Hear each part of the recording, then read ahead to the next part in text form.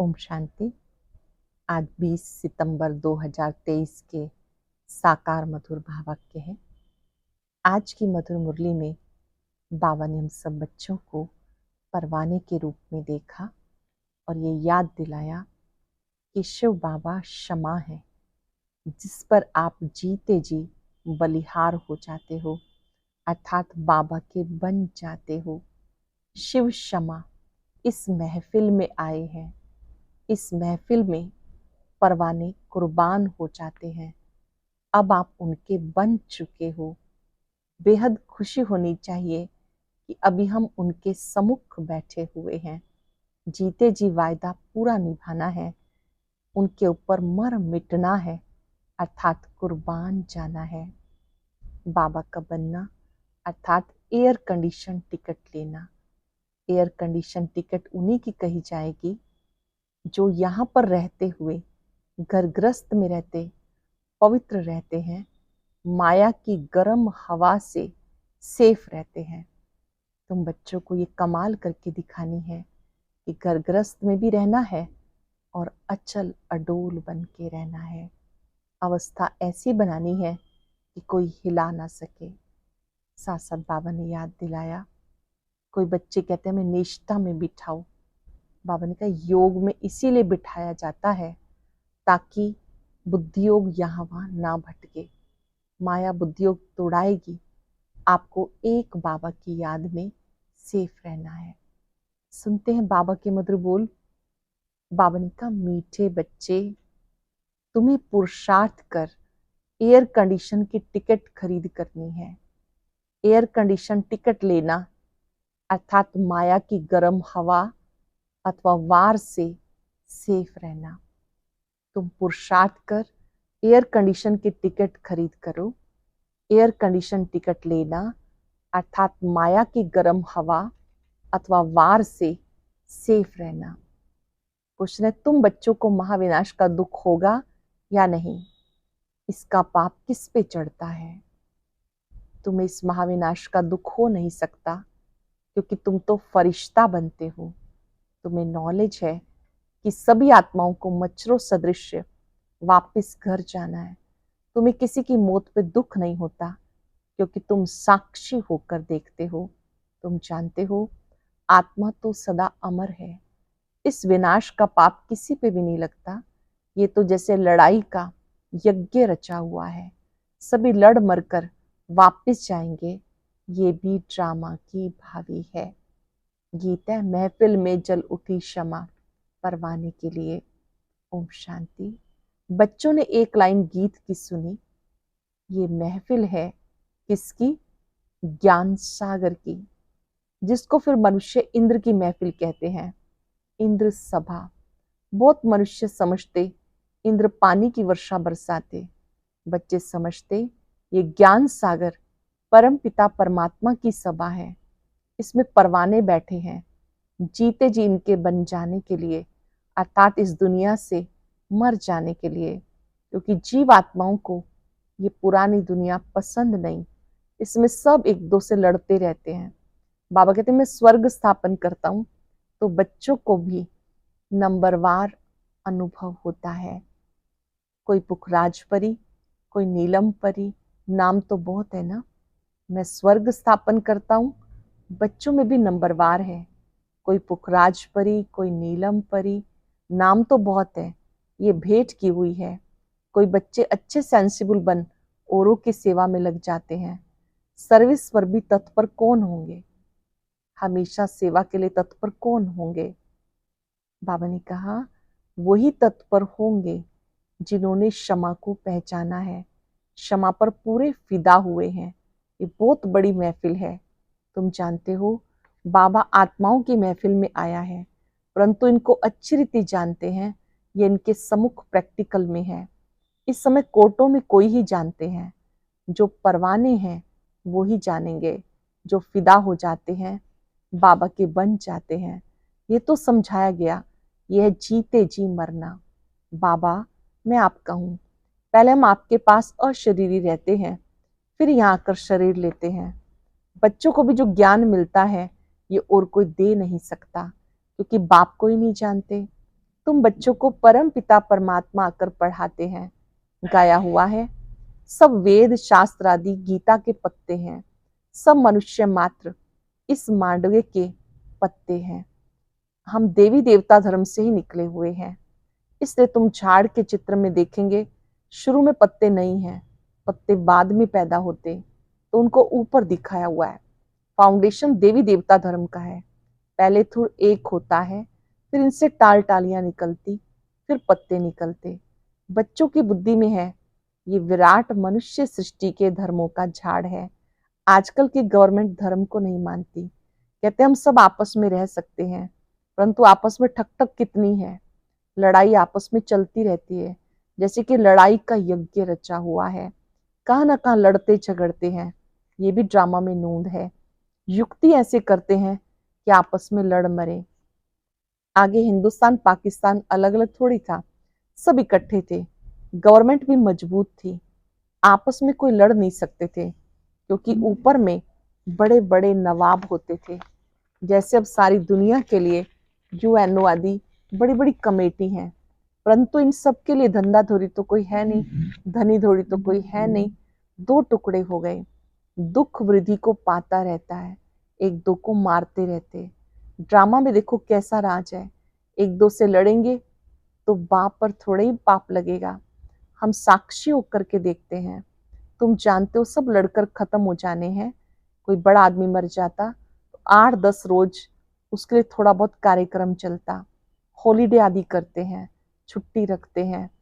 तुम्हारे लिए कुछ नहीं है, तुम तो फरिश्ते बन रहे हो, तुम्हें विनाश का भी दुख नहीं होता। अब तुम मच्छरों सदृश मरेंगे, फिर कौन किसको देखेंगे। एक समय में अनेकों आत्माएं जाएंगी, मच्छरों सदृश जाएंगे, फिर कौन किसको देखेंगे। ये राज तुम बच्चे जानते हो। नई दुनिया में रहने वाले बहुत फर्स्ट क्लास चाहिए। यहाँ कोई मरे तो तुम्हें थोड़ी दुख होगा, तुम तो साक्षी होकर देखते हो। इसने जाकर दूसरा शरीर लिया अपना पार्ट बजाने के लिए। तुम्हारे में भी सब निश्चय बुद्धि नहीं, ग्रस्त व्यवहार में रहते पांव से चोटी तक खुशी का पारा चढ़ रहा है। जिन्हें निश्चय है उन्हें घर ग्रस्त में रहते भी खुशी का पारा चढ़ रहा है। फिर कोई का कम, कोई का जास्ती, कोई को फिर पाई का भी नहीं चढ़ता। जैसे आटे में नमक, उनको फीका ही कहेंगे। मालूम पड़ता किन्हों को नारायणी चढ़ा नशा चढ़ता है, मालूम पड़ता है किस किस बच्चे को नारायणी नशा चढ़ा है। माता पिता की सर्विस करते हैं, ऐसे नहीं ग्रस्त व्यवहार में रह सर्विस नहीं कर सकते, वो तो और ही जास्ती सर्विस करेंगे, और ही जास्ती माँ बाप का नाम बाला करते। ग्रस्त व्यवहार में रह के कमल फूल समान अचल अडोल बनकर रहना है, फिर औरों को भी बनाना है। उनकी महिमा जास्ती है। अटेंशन से सुनेंगे। जो घर गृहस्थ में रहते अचल अडोल रहते हैं, उनकी महिमा ज्यादा है। बाबा ने समझाया, तुम बच्चे इस समय इन बातों को समझते हो, तुम तो शुरुआत में निकल पड़े। ये भी ड्रामा, भट्टी बननी थी, उसमें कोई कच्ची ईंटें निकली, कोई पक्की भी निकली। आईसीएस के इम्तिहान में सब थोड़े ही पास होते हैं, क्योंकि गवर्नमेंट को बहुत पगार देना पड़ता। यहाँ भी ऐसे है, बड़ी जायदाद देनी पड़ती। मुख्य 8 पास होते हैं, फिर 108 की माला बनती। पुरुषार्थ कर ऊंच पद पाना है। रिजर्व कराया जाता, first class air condition. Air condition में कभी गर्म हवा नहीं लगेगी। तुम्हें कोई भी इस दुनिया की गर्म हवा अर्थात माया का वार ना लगे, इतना मजबूत होना है। तुम्हें इस दुनिया की जरा भी गर्म हवा ना लगे, इतना मजबूत होना है। 8 तो बिल्कुल फर्स्ट क्लास है, फिर 108 है। नाम भी है महारथी, घोड़ेसवार, प्यादे। हर एक समझ सकते हैं हम कौन सी टिकट खरीद कर रहे हैं। हर एक को टिकट लेनी है। पुरुष को अपनी, स्त्री को अपनी टिकट लेनी है। मतलब पुरुषार्थ अपना अपना करना है, स्त्री को अलग करना है, पुरुषार्थ को पुरुष को अपना करना है। स्त्री को चांस जास्ती है, क्योंकि पुरुष जो करते हैं तो उसका आधा हिस्सा स्त्री को मिल जाता। स्त्री जो सौदा करती है वह भी कुछ देती है, तो उसका हिस्सा पति को नहीं मिलता। स्त्री जो सौदा करती वह कुछ भी देती है, उसका हिस्सा पति को नहीं मिलता, क्योंकि पुरुष तो रचयिता है, पैसे उसके हाथ में रहते, वो जो करेगा उसका हिस्सा स्त्री को मिल जाता। स्वर्ग में तो दोनों मालिक रहते हैं, बच्चा एक होता है, वर्षा भी वो पाता है। कन्या भी अपना हिस्सा कायदे अनुसार ले लेती है। कल्प पहले जो कायदा चला वही चलेगा। वहां की रस्म रिवाज का ख्याल नहीं करना चाहिए। बाबा ने बहुतों को शुरू में साक्षात्कार कराया, कैसे राजधानी ट्रांसफर होती है। यहाँ ट्रांसफर होती तो ब्राह्मण गुरु आदि को बुलाया जाता। आगे की रस्म रिवाज बहुत अच्छी थी।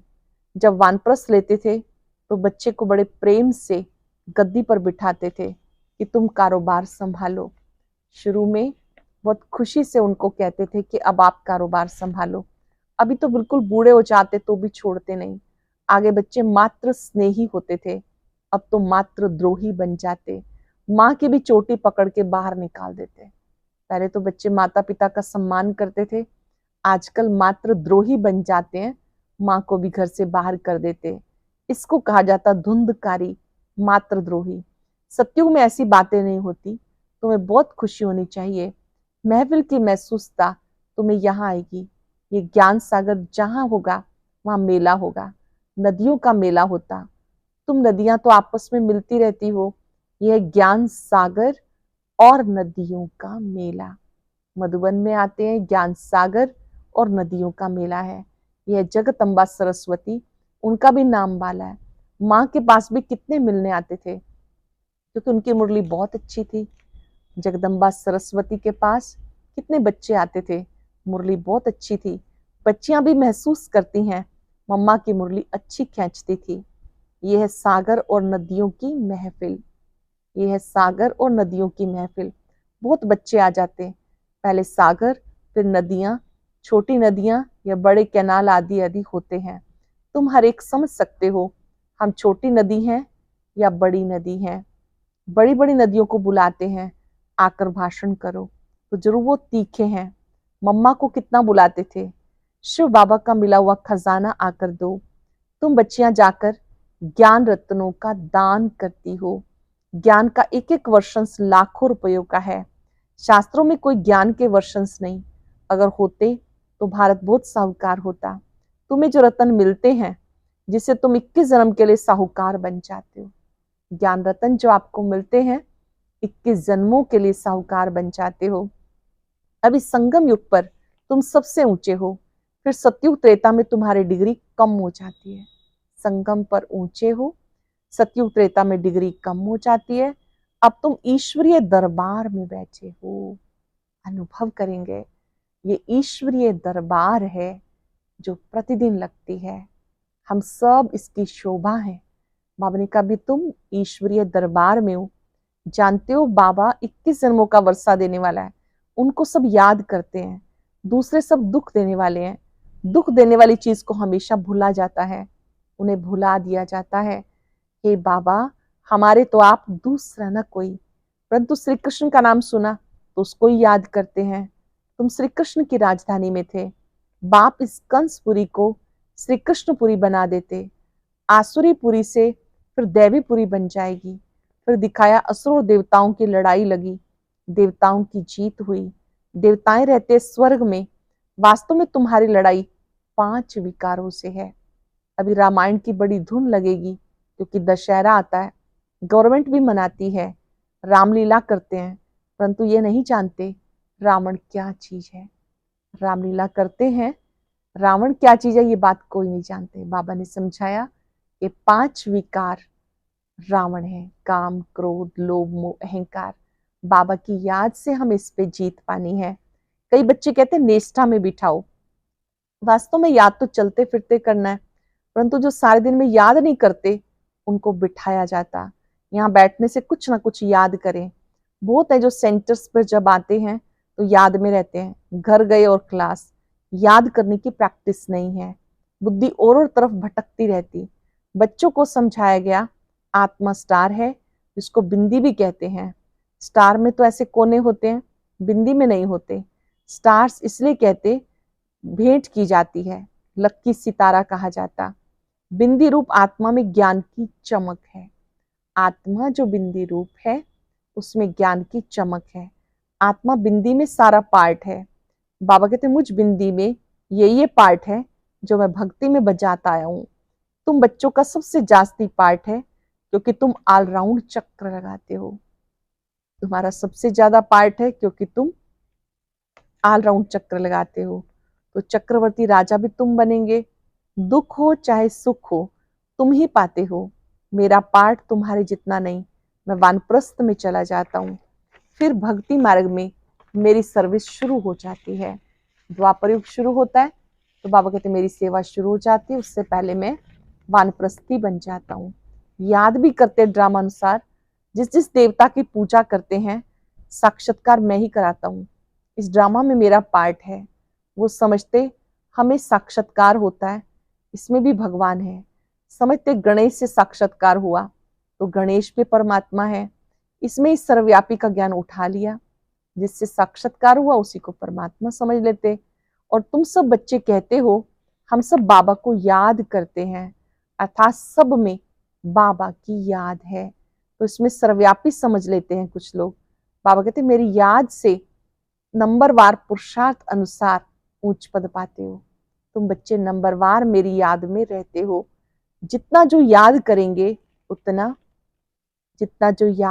उतना विक्रम विनाश होंगे। बाकी आत्मा तो हर एक में अपने अपने मस्तक में है। हर एक आत्मा अपना अपना पार्ट बचाती है। कोई बच्चे में प्रवेश कर किसका भी कल्याण कर सकता हूँ, परंतु उन्होंने फिर उल्टा अर्थ कर दिया। ड्रामा में वो भी नूद है। ड्रामा अनुसार सबको पार्ट मिला हुआ है। ये शास्त्र आदि बनाने का भी ड्रामा में पार्ट है। बनाएंगे वही जिन्होंने आगे बनाए थे। गीता सुनाते फिर कल्प के बाद ऐसे ही सुनाएंगे। तो अब बच्चों की महफिल में बाबा बैठे हैं। जो मुझे जानते हैं मैं उन्हीं के बीच में शोभता हूँ। बाबा ने कहा जो बच्चे मुझे पहचानते हैं मैं उन्हीं के बीच में शोभा देता हूँ। बाकी जो जानते ही नहीं उस महफिल में बैठ के क्या करेंगे। तुम भाषण आदि करते हो, बहुत आते हैं, उनकी क्षमा के साथ महफिल नहीं कहेंगे। क्षमा के साथ महफिल तो यहाँ है। कोई फिदा होते हैं फिर और तरफ बुद्धि योग चला जाता। जब तक संपूर्ण बने बुद्धि चली जाती। कर्मातीत अवस्था, संपूर्ण निर्विकारी अवस्था अभी नहीं कह सकते। अभी कर्मातीत अवस्था किसी की नहीं कह सकते। संपूर्ण निर्विकारी अवस्था ये भी नहीं कह सकते। वो अंत में आएगी। फिर ये पुराना शरीर छूट जाएगा। ये पुरानी खाल है। आत्मा इन पुरानी कर्मेंद्रियों से काम लेती है। ये शरीर पुरानी खाल है। आत्मा इन कर्मेंद्रियों से कार्य कराती। अच्छा मीठे मीठे सिखलदे बच्चों प्रति माता पिता बाप दादा का याद प्यार गुड मॉर्निंग। रूहानी बाप की रूहानी बच्चों को नमस्ते। रूहानी बच्चों की रूहानी बाप दादा को याद प्यार नमस्ते गुड मॉर्निंग। शुक्रिया बाबा शुक्रिया। धारणा के लिए सार। शिव बाबा से मिला हुआ खजाना सभी को बांटना है। अविनाशी ज्ञान रत्नों का दान करके 21 जन्म के लिए साहूकार बनना है। ज्ञान रत्नों का दान करके 21 जन्म के लिए साहूकार बनना है।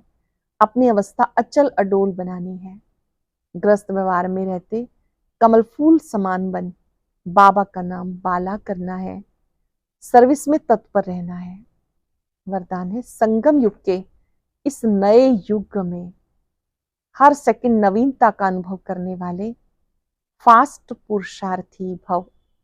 संगम युग के इस नए युग में हर सेकंड नवीनता का अनुभव करने वाले फास्ट पुरुषार्थी भव। संगम युग पर सब कुछ नया हो जाता, इसलिए इसे नया युग कहते हैं। यहाँ उठना भी नया, बोलना भी नया, चलना भी नया। नया अर्थात अलौकिक। स्मृति में भी नवीनता आ गई। बातें भी नई, मिलना भी नया, देखना भी नया। देखेंगे तो आत्मा आत्मा को देखेंगे, शरीर को नहीं। भाई भाई की दृष्टि से संपर्क में आएंगे, दैहिक संबंध से नहीं। एक दो से व्यवहार करेंगे, आत्मिक स्थिति में स्थित होकर भाई भाई की दृष्टि से संपर्क में आएंगे, दैहिक संबंध से नहीं। ऐसे हर सेकंड अपने में नवीनता का अनुभव करना। जो हर सेकंड पहले अवस्था थी, जो एक सेकंड पहले अवस्था थी, वो दूसरे सेकंड नहीं, उससे आगे होनी चाहिए। हर सेकंड नवीनता हो, अर्थात एक सेकंड पहले जो अवस्था थी दूसरे सेकंड उससे आगे हो। इसी को फास्ट पुरुषार्थी कहते हैं। तीव्र पुरुषार्थी किसे कहते हैं? बाबा ने कहा हर सेकंड आपके लिए नया हो, हर सेकंड उन्नति का अनुभव करें। संगम पर सब कुछ नया हो जाता, इसलिए इसे नया युग कहते हैं। यहाँ उठना भी नया, बोलना भी नया, चलना भी नया। नया अर्थात अलौकिक। स्मृति में भी नवीनता आ गई, बातें भी नई, मिलन भी नया, देखना भी नया। देखेंगे तो आत्मा आत्मा को देखेंगे, शरीर को नहीं। भाई भाई की दृष्टि से संपर्क में आएंगे, दैहिक दृष्टि से नहीं। हर एक अपने मन में नवीनता का अनुभव करे। एक सेकंड पहले जो अवस्था थी वो दूसरे सेकंड नहीं, उससे आगे हो। इसी को फास्ट पुरुषार्थी कहते हैं। स्लोगन है, परमात्म प्यार द्वारा जीवन में सदा अतीन्द्रिय सुख व आनंद की अनुभूति करना ही सहज योग है। परमात्म प्यार द्वारा जीवन में सदा अतीन्द्रिय सुख आनंद की अनुभूति करना ये सहज योग है। आज हम सब चलते फिरते सहज योगी बनकर रहेंगे, परमात्म प्यार का अनुभव करते रहेंगे। मैं अतीन्द्रिय सुख का अनुभव करने वाली सहज योगी आत्मा हूं। स्थित हो जाए अपने स्वरूप में।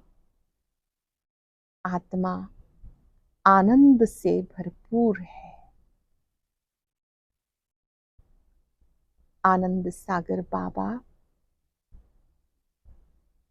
आनंद की किरणें देकर मुझे आनंद से भरपूर कर रहे हैं, अतीन्द्रिय सुख से भरपूर कर रहे हैं। मीठे बाबा, प्यारे बाबा, आपने मुझे सहज योगी बनाया, अतीन्द्रिय सुख अनुभव करना सिखाया। आपका शुक्रिया। और अब सुनते हैं आज का अव्यक्त ज्ञान मोती।